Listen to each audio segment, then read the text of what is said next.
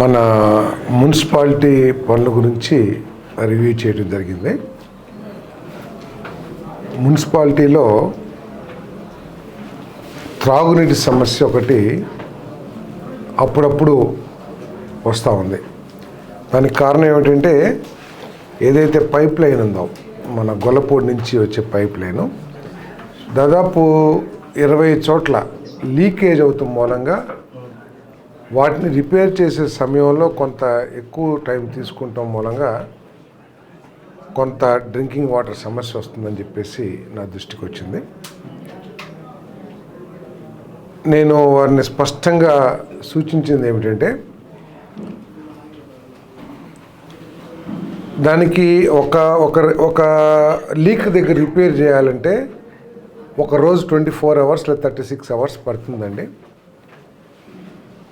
అన్నప్పుడు మీరు ఒక్కొక్క లీక్ రిపేర్ చేసే కంటే ఒక 4-5 ట్యాంకులు అవసరమైతే బయటికి కానీ అద్దె కానీ వాటర్ ట్యాంక్స్ పెట్టుకొని ప్రజలకి వాటర్ సమస్య లేకోకుండా చేసి ఆ 20లో ఏదైతే ఇంపార్టెంట్ ఎక్కువగా లీక్ అయిపోయి సమస్య సృష్టిస్తుందో వాటిని 10 ఇమీడియట్గా చేయమని చెప్పేసి ఆదేశాలు ఇవ్వడం జరిగింది.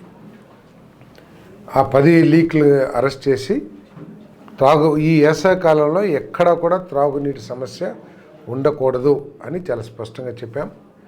అదేవిధంగా 2-3 చోట్ల బోర్లు వేయాలని అన్నారు. ఆ బోర్లకు కూడా నిధులు శాంక్షన్ చేయడం జరిగింది. మరి గొడుగువారిగూడెంలో ఒక మూల వరకు కృష్ణా వాటర్ పైప్ లైన్స్ ఉన్నాయి, అంటే ఒక కార్నర్లో ఒక ఏరియాలో. ఇంకా మిగతా ప్రాంతాలకి లేదన్నారు. ఒక 10-15 లక్షల పైప్ లైన్స్ కావాలన్నారు. మనం అరేంజ్ చేద్దాము, ఫండ్స్ అరేంజ్ చేద్దాము, మీరు అక్కడ కూడా గొడుగువారిగూడెం కూడా కృష్ణా వాటర్ వచ్చేటట్టు చూడమని చెప్పేసి చెప్పడం జరిగింది. మరి విధంగా రోడ్లు ఏదైతే ఉన్నాయో వెంటనే చర్యలు తీసుకుని వాటిని ఎట్టి పరిస్థితుల్లో ఫిబ్రవరి చివరికల్లా పూర్తి చేయాలి. ఇప్పుడు దాకా ఏదైతే శాంక్షన్ అయినాయో అని చెప్పేసి చాలా స్పష్టంగా ఆదేశాలు ఇవ్వడం కూడా జరిగింది. త్రాగునీటికి సంబంధించిన సమస్య మన టెండర్స్ కూడా అయ్యి ఉన్నాయి, వాటిని కూడా పూర్తి చేయమని చెప్పేసి చెప్పాం. మరి అదేవిధంగా మరి కొత్త ఇల్లు శాంక్షన్స్ కూడా వీళ్ళు కొనుక్కోవడం జరిగింది. ఇది ఇళ్ల స్థలాలు అసైన్మెంట్ పట్టాలు ఉన్నా కూడా వాళ్ళ దగ్గర నుంచి వేరే వాళ్ళు కొనుక్కున్నారు. అది పిఓటి వైలేషన్ అవుతుంది. కానీ పేదవాళ్ళకి మరి స్కీమ్ ఇస్తున్నారు కాబట్టి ఆ స్కీమ్ ద్వారా ఇల్లు కట్టుకునే అవకాశం కల్పించడం కోసం కలెక్టర్ గారికి ఏం సూచించామంటే వాళ్ళ దగ్గర కొనుక్కున్నట్టు డాక్యుమెంట్స్ ఉన్నాయి, అంటే ఒరిజినల్ వాళ్ళకి క్యాన్సిల్ చేసేసి ఇవి కొనుక్కునే వాళ్ళకి అర్హత ఉంటే బీపీఎల్ ఫ్యామిలీ అయితే కనుక వాళ్ళకి అట్లీస్ట్ పొజిషన్ సర్టిఫికేట్ ఇవ్వండి. సర్టిఫికేట్ ఇచ్చేటప్పుడు మీరు ఒక అఫిడవిట్ తీసుకోండి కావాలంటే. ఒకవేళ ఒరిజినల్ అసైన్ దారి వస్తే మేము అడ్డుకోము. ఎందుకంటే పిఓటి చట్ట ప్రకారం ఒకసారి అమ్మినా కూడా మళ్ళీ వస్తే వాళ్ళకి ఇవ్వాలని చట్టం ఉంది కాబట్టి సో అటువంటి అఫిడవిట్ తీసుకుని పరిశీలించమని చెప్పేసి కోరాను. ఎందుకంటే హౌసింగ్ స్కీమ్ తీసుకెళ్ళాలని అది కూడా చూస్తా అని చెప్పారు. మరి ఈ కొత్తగా 15th ఫైనాన్స్లో కానీ టెండర్లు 1,47,00,000తో 1,40,00,000తో టెండర్లు పిలిచారు. వాటిని కూడా త్వరగా పూర్తి చేయమని చెప్పాం. ఎవరైతే కాంట్రాక్టర్లు పని చేయట్లేదో వాళ్ళ మీద కఠిన చర్యలు తీసుకోమని చెప్పేసి కూడా చెప్పాం. అవసరమైతే క్యాన్సిలేషన్ చేయటమో లేదా బ్లాక్ లిస్ట్ పెట్టడమో లేదా ఏదైనా చేయమని చెప్పేసి చెప్పాం. మరి ఇంకొక 5 కోట్లకి ప్రపోజల్స్ పంపించాం. ఒక 5 కోట్లు శాంక్షన్ చేయండి మంత్రి గారు ఈ వాజ్ కైండ్తో శాంక్షన్ చేస్తానికి ఒప్పుకున్నారు. దాంట్లో ఏంటంటే ముఖ్యంగా ఎన్టీఆర్ విగ్రహం దగ్గర నుంచి గర్ల్స్ స్కూల్ వరకు, రాజీవ్ గాంధీ విగ్రహం దగ్గర నుంచి ఆర్టీసీ బస్ స్టాండ్ వరకు డివైడర్ ఏర్పాటు చేసి రోడ్స్ కూడా 7 మీటర్లు వేయాలని చెప్పేసి నిర్ణయించాం. రోడ్డు వైడనింగ్ కానీ దానికి కానీ దాదాపు 2 కోట్ల రూపాయలు ఖర్చు అవుతుంది సెంట్రల్.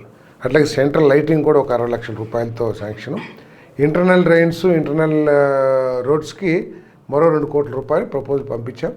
ఈ నెలలో అది సాధించుకొస్తామని చెప్పేసి కూడా చెప్పాం. సో ముఖ్యంగా అదేవిధంగా లైట్స్ కూడా మీరు తప్పకుండా ఏదో ఒక 150 పోల్స్ అక్కడక్కడ షార్టేజ్ ఉంటే ఆ రేట్లు బాగా తక్కువ నేను ఉద్దేశంతో కాంట్రాక్టర్ ముందుకు రావట్లేదని చెప్పారు. సో చేస్తే అతను చేస్తాడు, లేకపోతే క్యాన్సిల్ చేసినా సరే మళ్ళీ టెండర్ పిలిచి చేయమని చెప్పాం.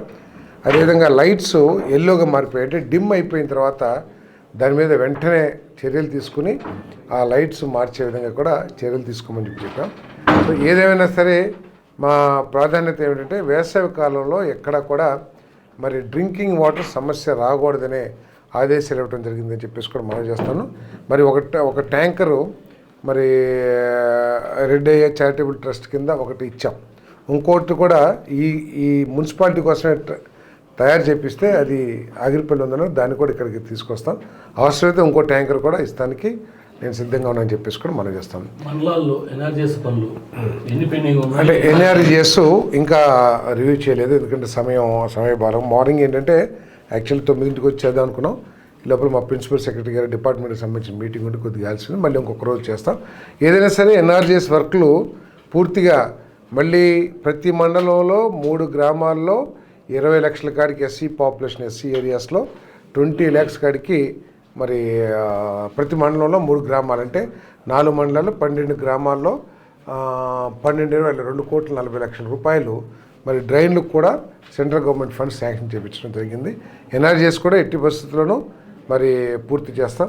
అదేవిధంగా బలివేకి మరి భక్తుల సౌకర్యార్థం పర్మనెంట్ టాయిలెట్స్ నిర్మించాలని చెప్పేసి దాన్ని స్వచ్ఛ భారత్ నుంచి సేకరిస్తున్న నిధులు పొందుతాం. అదేవిధంగా ఈ ప్రాంతంలో ఈ శానిటేషన్ ఏదైతే చెత్త పెరిగిపోయింది, లెగసీ చెత్త, దాన్ని ఏ విధంగా తీసేయాలి, అవసరమైతే గుంటూరు ట్రాన్స్పోర్ట్ చేస్తానికి ఉన్న పాసిబిలిటీస్ అన్నీ కూడా చూడమని చెప్పేసి చెప్పడం జరిగింది. మరి దానికి పుష్ కార్డ్స్ కూడా 30 కొన్నాం. ఇంకో అవసరమైతే ఇంకో 30 కూడా పుష్ కార్డ్స్ కొనండి అని చెప్పేసి కూడా చెప్పాను. డస్ట్బిన్స్ ఏదో పెద్దవి కూడా కొన్నారు మున్సిపాలిటీలు. అంటే పరిశుభ్రంగా చేసే లక్ష్యంలో ఇది జరుగుతుందని చెప్పేసి మనం చేస్తాం. అదేవిధంగా డిఎంఎఫ్ ఫండ్ నుంచి డ్రింకింగ్ వాటర్ బోర్లు వేయటానికి కూడా చర్యలు తీసుకున్నాం. ఆశ్చర్యం ఏంటంటే మీర్జాపురంలో అధికారులు చెప్పింది 18 సంవత్సరాల క్రితం వాటర్ ట్యాంక్ కడితే ఈ రోజు వరకు కూడా మొన్న ఒక 5-6 నెలల క్రితం వరకు కూడా ఒక్క చుక్క నీళ్లు దాంట్లోకి ఎక్కించలే. ట్యాంకు మాత్రం అదే విధంగా ఉంది. కొన్ని పంచాయతీల్లో మరి పంచాయతీ సర్పంచ్లు మరి వారి సూచనతో సెక్రటరీస్ ల్యాండ్ అప్పచెప్పబడి శాంక్షన్ అయింది. ల్యాండ్ ట్యాంక్ కడతానికి కావాల్సిన స్థలం చూపిస్తలా. సో ఎందుకంటే మరి రాజకీయం అనేది ప్రజలు ఇబ్బంది పడ్డా పర్లేదు, ప్రజలు కష్టం పడ్డా పర్లేదు, ప్రజలకు నష్టం జరిగినా పర్లేదు, మా వాదన నెగ్గాలంటాం రాజకీయాలు అది చాలా తప్పు అని చెప్పేసి నేను మనవి చేస్తాను. నేను కలెక్టర్ గారికి కూడా చెప్పాను, ఇటువంటి ఏదైనా ఉంటే వెంటనే చేయమని చెప్పేసి.